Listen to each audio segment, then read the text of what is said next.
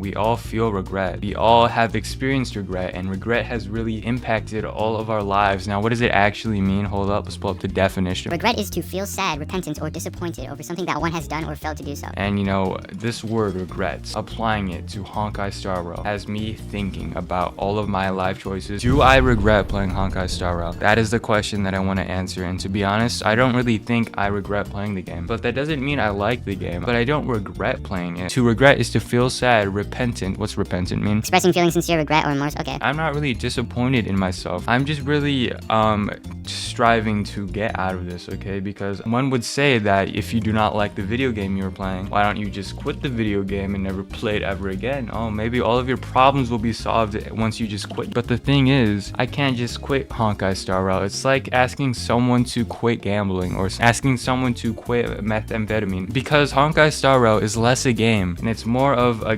gambling addiction. Yep. The reason why you're playing Honkai Star Rail is not because you like the game, but it's because you're severely addicted to it. Because of the sunk cost fallacy, we're using all of these terms today. The sunk cost fallacy.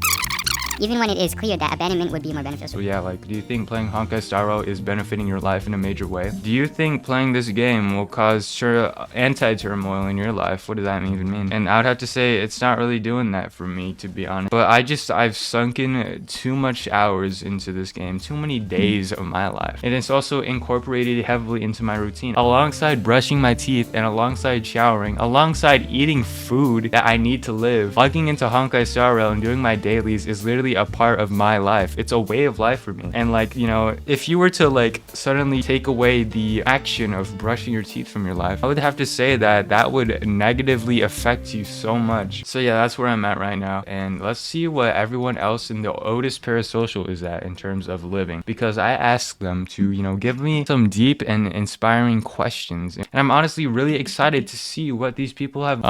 If you blend, what is that? An organic compound of the okay. So this is a whole lot of nothing right here. Next question: if you were 1 inch and your mom and your dad is, you know, it's an ultimatum. Oh, another giant word we're using. And I feel like when you're faced with an ultimatum, you should also be able to pose like a question or a solution to the question that is worse than the two options. Like in Parkour Civilization, when you're in a parkour battle, you could choose to either make an attack that is equal, like you could copy the attack in a, so we're talking about parkour battles, by the way, if you're not aware. So in parkour battles, in Parkour Civilization, you can set up a parkour attack by just placing blocks down and completing a jump. And it's sort of like a game of horse. Your opponent has to mimic the jump, and if they fail the jump, they take damage, but if they're successful, then it is their turn to now take part in the parkour battle. But what I'm saying is, like, in the parkour battles, instead of copying the opponent's attack, you can instead do a jump that's even harder, and you actually will get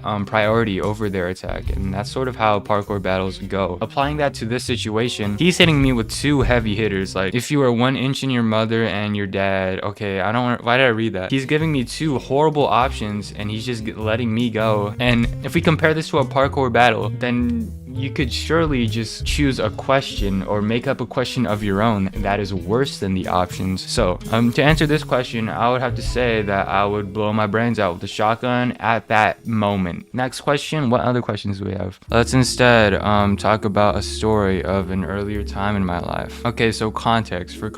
Back in the day, this is a really long time ago, there's this one guy, his name was Nepesta. He recently beat this video game called Geometry Dash. He beat the level called Kinos, alright? And he was the talk of the town all around the globe. You would see Nepesta screaming at the top of his lungs no matter what the context is. That is basically where I was at the time of my life. And I was like, bruh, this Nepesta guy is completely amazing. He's so silly in the brains. What if I freaking click on a YouTube video of his and watch him? I thought he was gonna be some weird individual, some unfunny, nerdy guy who is very skinny in the bones. That's what I thought. But after seeing him, okay, I realized that this guy was funny as can be, okay? He said a lot of funny jokes. His editing was extremely fun, and most of all, he was well, I don't know. But like, the main thing about Nepesta is that he made this one video. I'm gonna pull it up right now. In the top 50 challenges that Nepesta has completed in this video, there's this one challenge. It's probably right here. Your mom challenge. That's all right, listen. Feeling it in that one, and that challenge is really difficult. All right, we gotta check out your mom challenge. At the very least we gotta check it out. All right, what is your mom challenge? Let's find out. This is harder? Are you sure? The your mom challenge. I thought that this concept was so extremely funny. So funny, in fact, that I strove to say the word your mom in social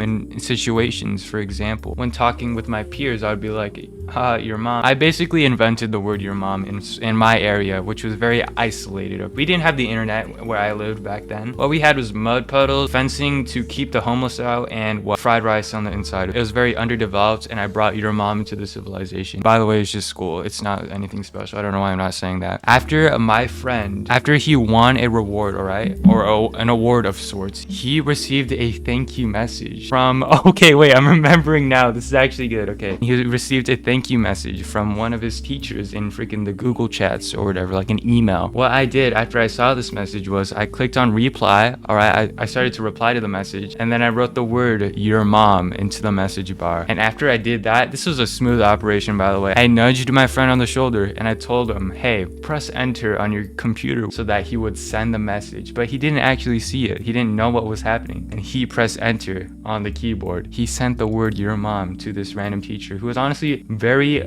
normal. She's a very normal teacher. She's very chill. I thought she could take a your mom jab to the face. That's what I thought. But after he pressed enter and after he sent the message to her, he was absolutely flabbergasted. He was shook. He was shocked in the face. His face went red, sweat dripping down the sides of his burns. Okay, he was absolutely freaking out, and I was confused. Okay, for I thought that this teacher was completely normal. He quickly got down to damage control. Now it was technically his fault for sending the message, but he was freaking out. So I was like, blood, it's chill. This is one of the chill teachers, man. I'll take the fall for this. I'll take the blame for it, because even though he technically sent the message, I guess I played a part in this smooth operation. So after I did that, all right, I took the blame. He said that was my fault. We go on to seminar, okay, just like what, homeroom. In seminar, I get requested to see this teacher who I said your mom to, and I was like, whoa, this isn't very good. All right, man. This is not the greatest situation, but it's chill, okay? I had her before. She was the chill teacher. There's no way she would possibly be angry at me. Now, I walk over to the classroom and I see her outside. Plot twist, she's extremely angry. Oh my god, she asked me a question. Is it good to send your mom to the teacher? And I was like, nah. And she was like, yeah, I know. It was a rhetorical question. She was so angry. You could feel it. Even though my tone was monotone, you can feel the rage. After she just basically scolded me though, outside of the room, yelling at the top of her lungs. And all the kids inside were eating McDonald's for some reason. But then I realized, okay, walking around. Alright, and I need to fucking do this correctly. But basically, after I was scolded majorly by this teacher who I said your mom to, I was released, okay? She told my mom, obviously, what a snitch. Come on now, why would you tell my mom? And then I realized the next day, due to word of mouth, and due to me being literally like eyeballed by all the teachers, I realized that this teacher, her mom was dead. And I just said your mom to this teacher, even though her mom is dead. And to be fair, let's just think about the morals, or not the morals, but just think about my situation, okay? I didn't know that this teacher's mom was dead, first of all. Second of all, I didn't send the message. And third of all, I took the fall for my friend who sent the message to a woman who had a dead mom, okay? That was basically that, okay? But that's not where the story ends. That story in itself isn't really that impressive, but the next year, something else happened. And I'll tell you this, okay? It involved the word your mom. I'm eating lunch. I'm in the lunchroom, all right? I'm sitting with people who I am very I'm just sitting with my friends. And then in close earshot, over next door, I hear some, chatter, some chitter chatter from the girls over there, okay? And you know what they're talking about? They're talking about your mom this, your mom that. Dude, because of the scenario in which I got in trouble for saying your mom to someone who had a dead mom, the word your mom was now assimilated into our area, okay? Everyone was saying your mom. And I was like, bruh, how completely silly and crazy is that in the brain? But the main thing I want to highlight with this your mom, environment is that everyone is being rambunctious. Everyone is being crazy. Everyone is off the rails. They were talking about your mom. We were talking about like dick and such. Ew. And now this lunch monitor who was balding, who looked like he was 78 years old. He looked very poor and not very well off, and he probably had a bunch of dead family members and relatives as well. This guy comes up to us while we were being rambunctious, talking about dick and such. He says, "Why can't you be like the girls?" That is basically what he said to us. And then I was like, bruh, what are you talking about? That is completely unfair. We're rambunctious, true, but the girls are talking about your mom. And when I look into his eyes, what I saw was not the lunch monitor who was poor, okay? What I saw was a man with bloodshot eyes, a man with dark red skin. I don't know. Yeah, just like, I'm trying to like set the stage as to what I saw, what I perceived.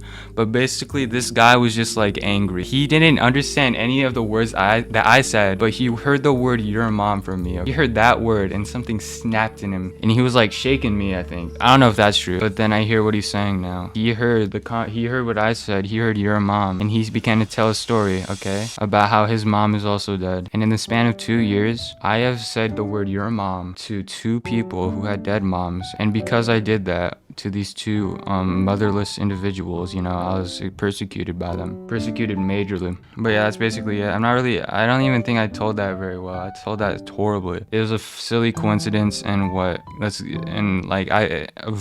don't know.